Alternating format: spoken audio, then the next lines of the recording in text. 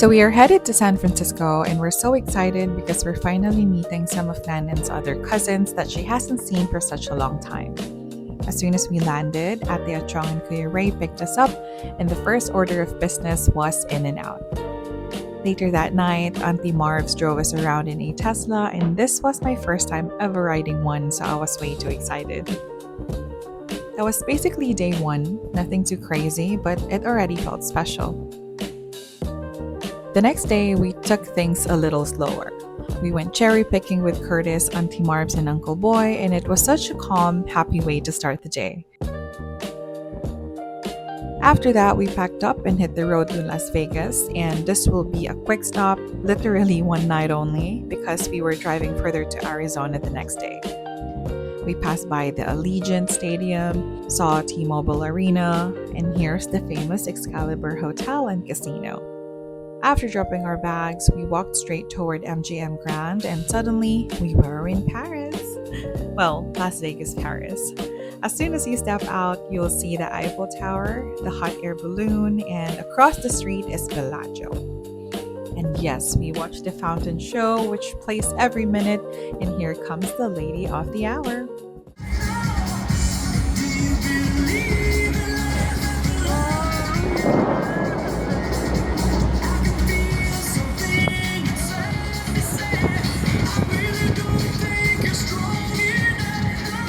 After that quick show, we walked around the strip, and this is Las Vegas at night. You see the fountains, the lights, the Eiffel Tower glowing. We also walked past New York, saw the huge M&M store, and honestly, the city just felt so alive. There's lights everywhere, people everywhere, and color everywhere. Here's what's inside M&M store. We had to leave immediately after buying a few pasalubongs because we would have ended up buying so many things we never needed. This place is just so cool. Before heading back to the hotel, we grabbed dinner, and while we were charging, I caught a glimpse of the Sphere. The next day, we drove to Arizona, and this was honestly one of the highlights of the whole trip. Along the way, we blasted music, kwentuhan, and even used this Tesla karaoke feature, and it was way too fun.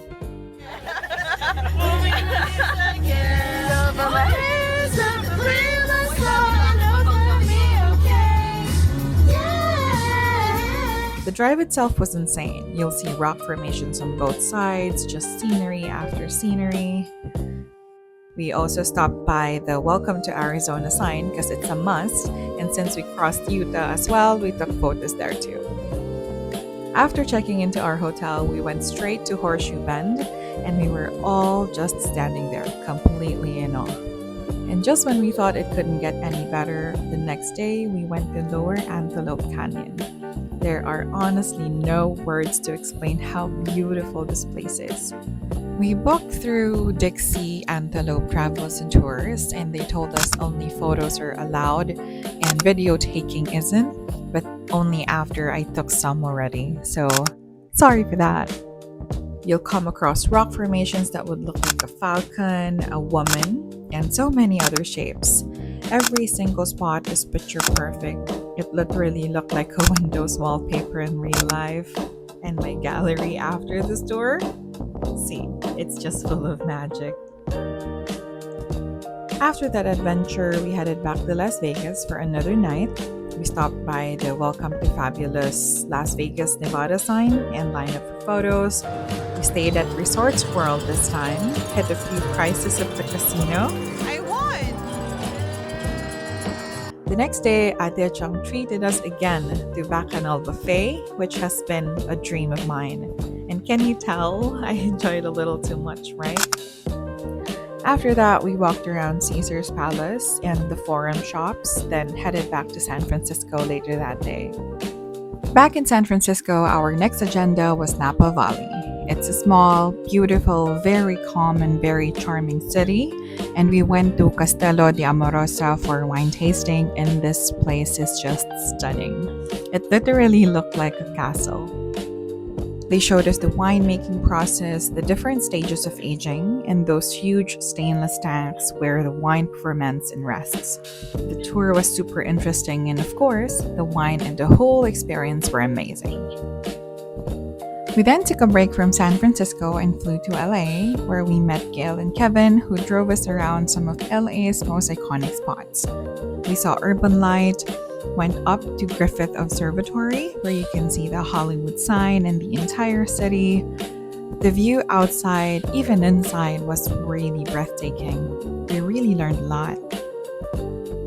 We passed by the Walk of Fame and ended that day at the Santa Monica Pier.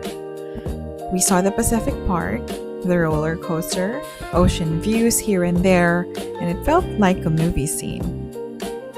On the way back, we also saw the Black House and the Barbie House right next to each other.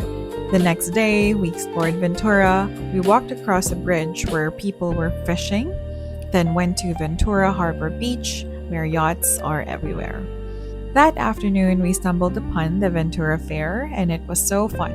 You'll see artworks here, some food, cars, crafts, and everything you can think of. And what is LA without its palm trees? They're everywhere.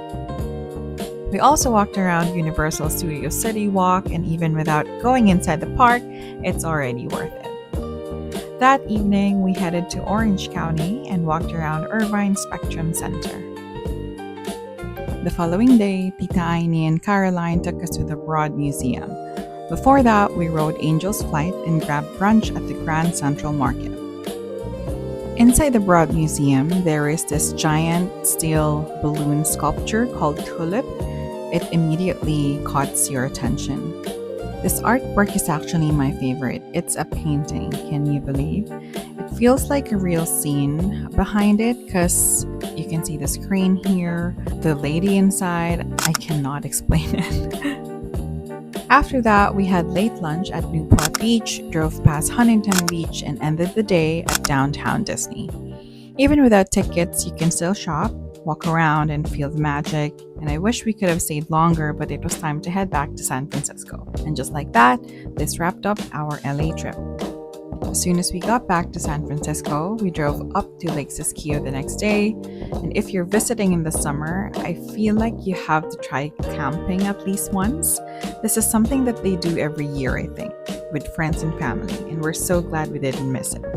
We had an RV, one tent set up on the ground, and even one tent on top of a car. And this view, the snow is still on the mountain, the lake is right in front of us, and you can even paddleboard here or just float around, I think. I didn't paddle myself, but being there with everyone already made it special. We ended the night with s'mores by the fire, late night drinks, and stargazing. The next morning, this was our view from the tent on top of the car. Waking up to this felt unreal. This is Nanan climbing down the tent, and then breakfast, Filipino style, because nothing beats Filipino breakfast, especially while camping. Later that morning, we rented 3 boats and headed to the lake. The ride was calm, there's music playing, everything felt peaceful. The water was cold, but we were ready. This is where everyone jumped in, and I think we just officially started the swimming part. The water was so cold at first, but super refreshing.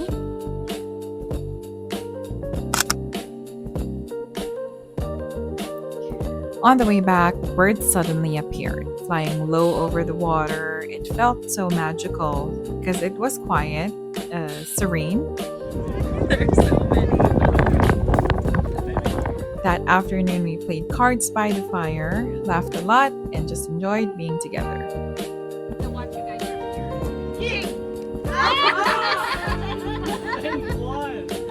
Moment like this, I wish we can stay longer. Towards the end of this West Coast trip, we met with another friend. Jo M showed us around San Francisco, starting off with Union Square, Lombard Street, Fisherman's Wharf, and the Painted Ladies. We also went to see the Golden Gate Bridge, but it was super cloudy that day. More reasons to go back, yes? Honestly, how else would you end a trip but with Wingstop? We are so grateful for family and friends who made this entire trip unforgettable. From long drives, shared meals, late night talks, and non-stop laughter. This West Coast trip will always have a special place in our hearts. Thank you for watching. Until our next adventure.